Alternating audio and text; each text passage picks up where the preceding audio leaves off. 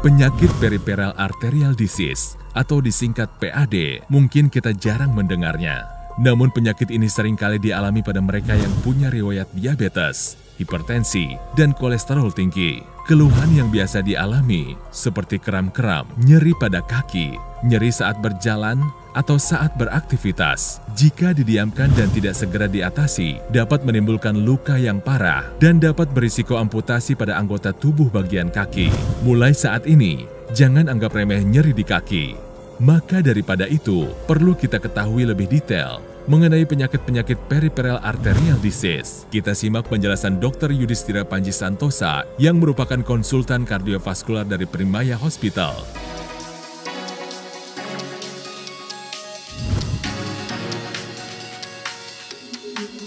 Peripheral arterial disease atau penyakit arteri perifer merupakan penyakit yang menyerang pada pembuluh darah kaki atau tangan, di mana penyumbatan terjadi akibat aterosklerosis atau penyumbatan karena plak yang disebabkan oleh kolesterol.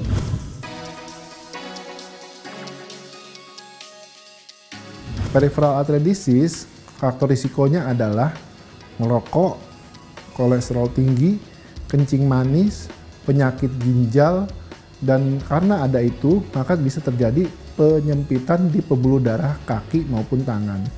Memang yang paling banyak adalah di pembuluh darah kaki, di mana kalau terjadi penyumbatan menyebabkan aliran darah ke kaki tidak lancar.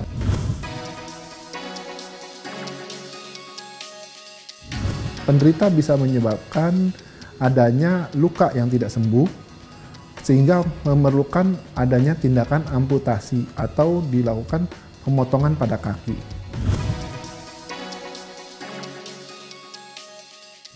Jika ada sumbatan, kita akan evaluasi sumbatan itu bermakna apa tidak.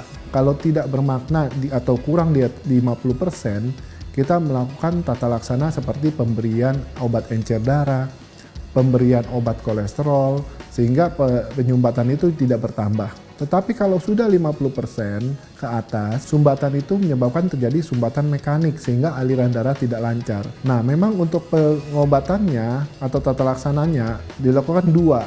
Satu secara operasi, kedua secara endovaskular. Endovaskular yang dikatakan kateter. Kalau operasi memang terdapat pada porsi tertentu. Kalau misalnya sumbatannya banyak, tidak bisa dilakukan endovaskular, mampetnya panjang dari ujung ke ujung, mau nggak mau operasi. Tetapi dengan tata laksana yang sekarang, yang terkini, endovaskular sangat maju. Nah, endovaskular adalah tindakan kateter.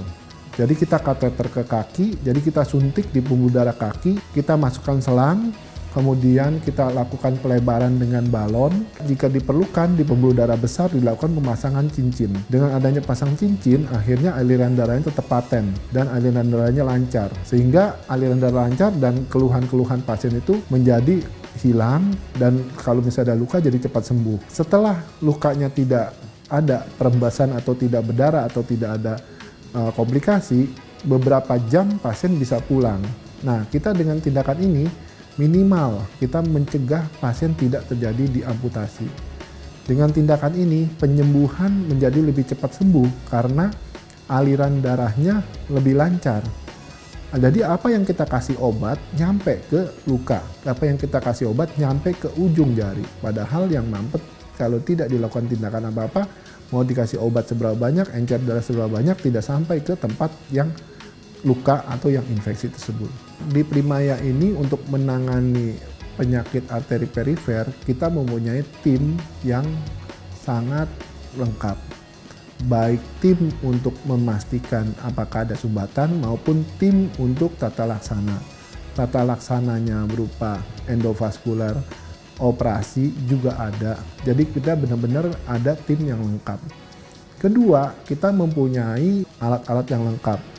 Alat-alat seperti cath lab yang peripheral dedicated atau yang bisa melakukan tindakan perifer, dokter spesialis penyakit dalam konsultan endokrinologi ada, dokter spesialis vaskuler ada, dokter spesialis ortopedi ada jika ada sudah sampai luka ke tulang, dokter spesialis bedah umum biasa untuk merawat kaki yang luka, kemudian tindakan endovaskular atau memasangkan ring. Jadi dengan adanya hal tersebut, luka tidak dibiarkan secara lama dan kita bisa melakukan terapi yang optimal sehingga jadi cepat sembuh.